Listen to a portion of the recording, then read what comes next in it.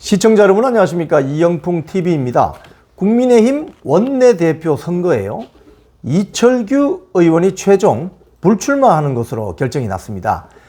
이철규 의원은 지난 총선에서 인재영입위원장, 공천관리위원으로서 용산과 이 국민의힘 당을 연결하는 핵심 실세 파이프라인이다, 이런 지적을 받아왔죠. 그래서 불과 한 20여일 전만 하더라도 이철규 의원이 원내대표 원톱으로 가는 거 아니냐, 이런 언론 보도들이 잇따랐죠. 그런데 오늘 마감 결과 세 사람, 즉 추경호, 송석준, 그 다음에 이종배, 이 세 사람의 다선 의원들이 3파전을 벌이게 됨으로써 이철규 의원은 원내대표 선거에서 빠지게 됐습니다.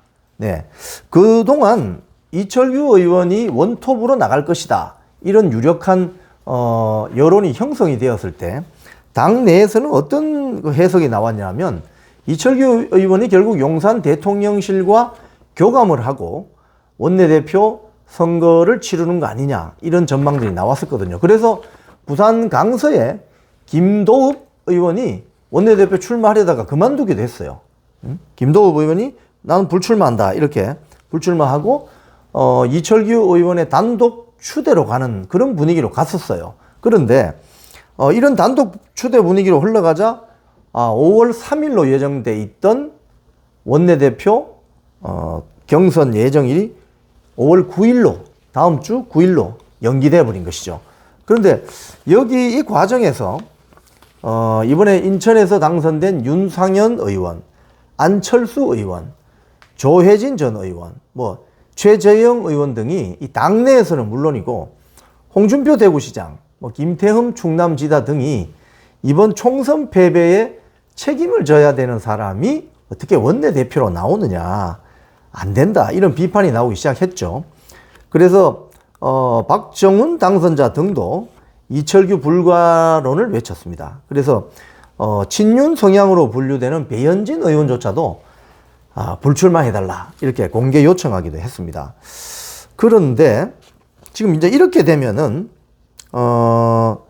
이제 본인의 입장부터 먼저 말씀드리면은, 이 언론 보도된 거 보면은 이철규 본인은 이제 이렇게 되니까 당초부터 본인은 이번 원내대표 선거에 출마할 계획이 없었다, 이렇게 밝히고 있어요.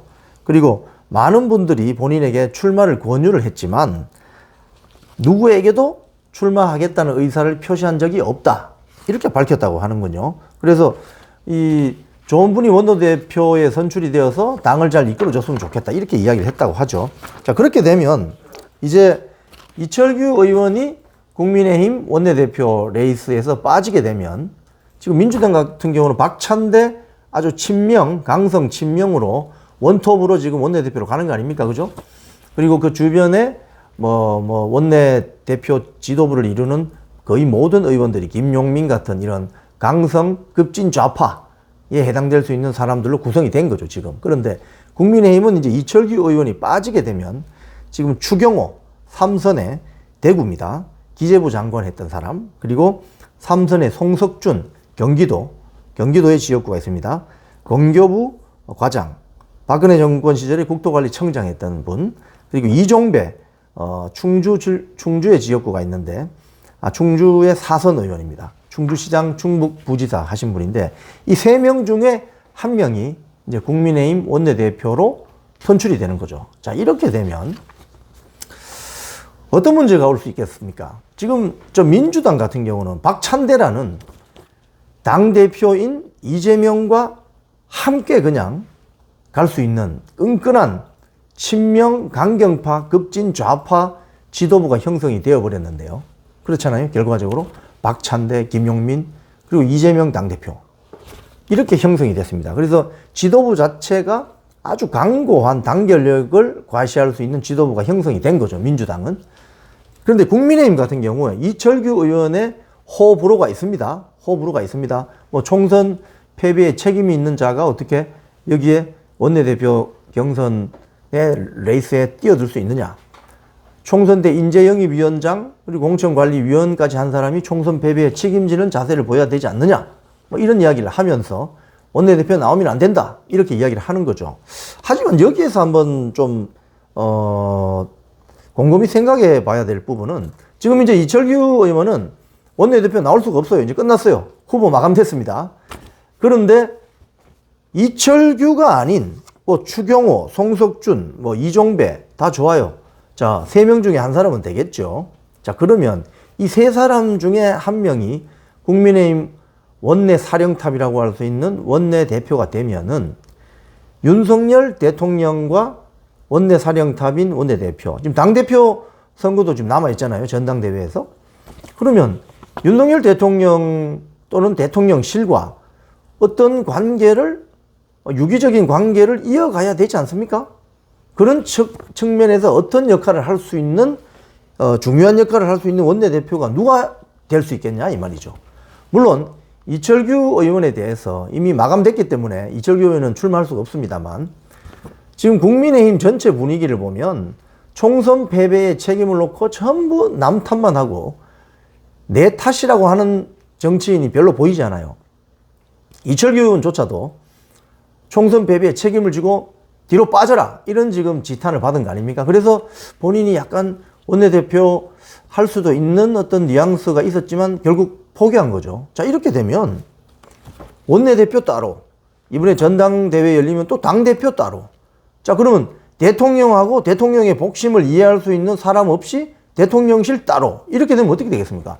대통령실은 대통령실대로, 당대표는 또 당대표대로, 원내대표는 또 원내대표대로, 이렇게 따로따로 놀게 되면, 따로따로 운영이 되면 저쪽 상대 진영에 있는 민주당, 이재명 당대표의 강력한 후원자인 친명급진 좌파 박찬대, 김용민 등 이렇게 포진한 당과 어떻게 이걸 경쟁하고 어떤 싸울 수 있겠어요?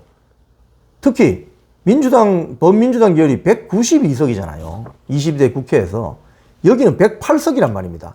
숫자가 적은 만큼 집권 여당의 어떤 대통령과의 소통이 굉장히 중요할 것 같은데, 그 소통을 할 수 있는 이철규 의원이라는 카드가 있었는데 당내에 어떤 걸 지탄 분위기, 비판 분위기 때문에 이철규 의원 스스로 이렇게 꼬리를 내려버리는 상황. 그리고 이 3명의 뭐 추경호, 송석준, 이종배, 이 3명의 후보가 나오긴 나왔는데 이 3명 모두 제가 다른 영상에서 말씀드렸던 것처럼 전형적인 공무원 관료 출신이란 말이죠. 뭐 한 사람은 기재부 장관, 한 사람은 국토관리청장, 한 사람은 충주시장, 충북부지사.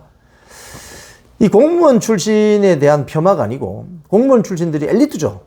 똑똑하고 국가 자원을 잘 배분하고 아주 정확하게 정책을 개발하고 정책을 이행하고 이런 힘은 있죠. 하지만 거대 야당과 싸울 수 있는 원내 지도부를 구성하고 대통령실과 유기적인 소통 관계를 이어가기에는 뭔가 좀 부족하지 않냐, 이런 어떤 평가가 나오는 거죠. 자, 이철규 의원은 이제 국힘의 원내 대표가 될 수 없습니다. 마감됐습니다. 하지만 국힘 내부에서는 이 점을 깊이 생각해야 될 것입니다.